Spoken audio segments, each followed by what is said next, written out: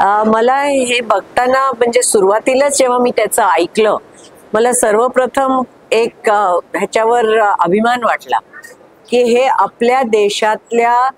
पूर्वज जे नाट्यशास्त्र होतं, इतकं जुनं शास्त्र आहे,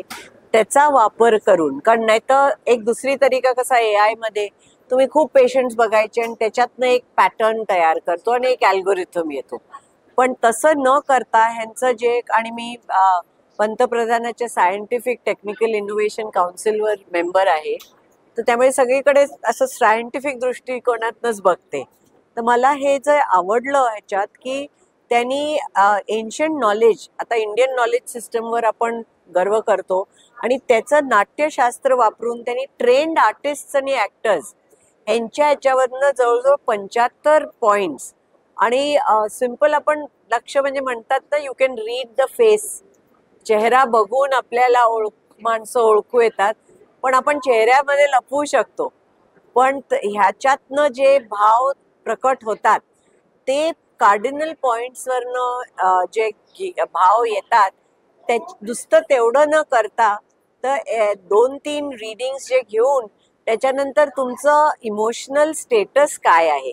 तुमच्यात एन्झायटी किती आहे, तुमच्यात स्ट्रेस किती आहे, तुमच्यात डिप्रेशन आहे का, म्हणजे हे सटल ह्याच्यावर ते,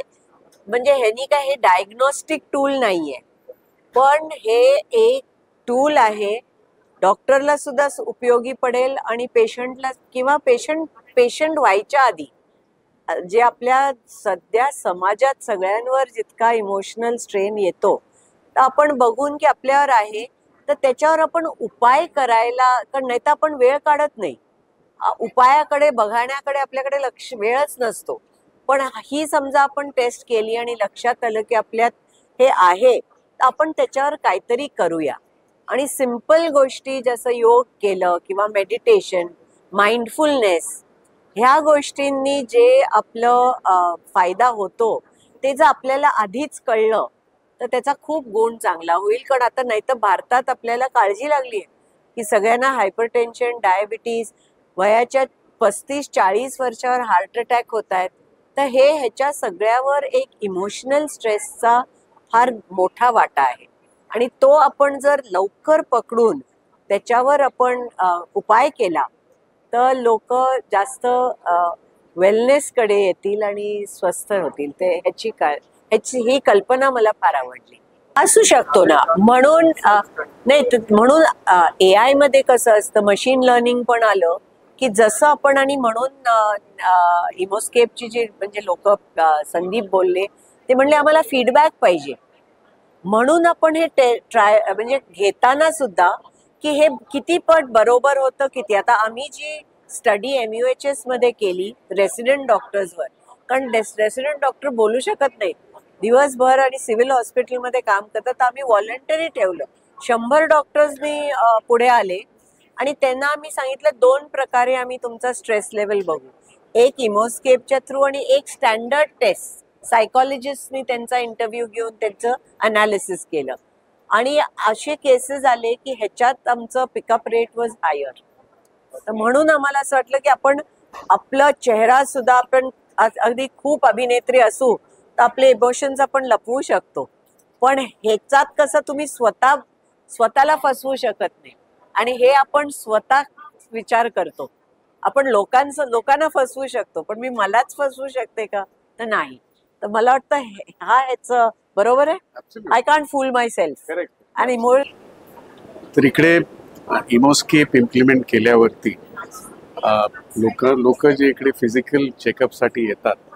त्यांना आपली इमोशनल स्टेट ह्याचाही चेकअप करता येईल, आणि त्याच्यामुळे फिजिकल आणि इमोशनल हेल्थमधला जो कनेक्ट आहे तो इमोस्केपमुळे तो भरण्यात आला आहे. आणि त्याच्याने सगळ्यांना, म्हणजे त्यांना पेशंटना स्वतःला, त्यांच्या डॉक्टर्सना आणि त्यांचे क्लिनिशियन्सना सुद्धा हा जो इमोशनल स्टेटची जी माहिती मिळते त्याच्यामुळे त्यांना पेशंट्सला व्यवस्थित गायडन्स करायला कंप्लीट इन्फॉर्मेशन ही त्यांना उपलब्ध होते, आणि त्या आधारावर त्यांना उपचार किंवा काही जे इंटरव्हेन्शन्स आम्ही म्हणतो, जे काय जेणेकरून त्यांचा इमोशनल स्टेट आहे, प्रेशर जे आहेत ते कमी करण्यासाठी जे काही इंटरव्हेन्शन्स आहेत ते त्यांना एडवाइस करू। हे ये टेक्नोलॉजी यहाँ पर इम्प्लीमेंट करके अभी जो लोग फिजिकल हेल्थ चेकअप के लिए आते हैं उनको इमोशनल चेक और इमोशनल स्टेट पता करने का मौका मिल रहा है, जो पहले कभी नहीं था। इस पहली बार दुनिया में पहली बार ये चीज़ हो रही है, तो इससे लोगों को अपनी इमोशनल स्टेट के बारे में पता चलेगा और उससे अपने फिजिकल हेल्थ का जो कनेक्ट है उसके बारे में भी उनको ज़्यादा जानकारी मिलेगी। और इनको जो क्लिनिशियंस या डॉक्टर्स जो भी ट्रीट करते हैं उनको भी इनका इस इंफॉर्मेशन का एडिशनल बेनिफिट होगा, उनको भी पता चलेगा, क्योंकि ये ऑब्जेक्टिव टेक्नोलॉजी है और जिससे एक्यूरेटली इमोशन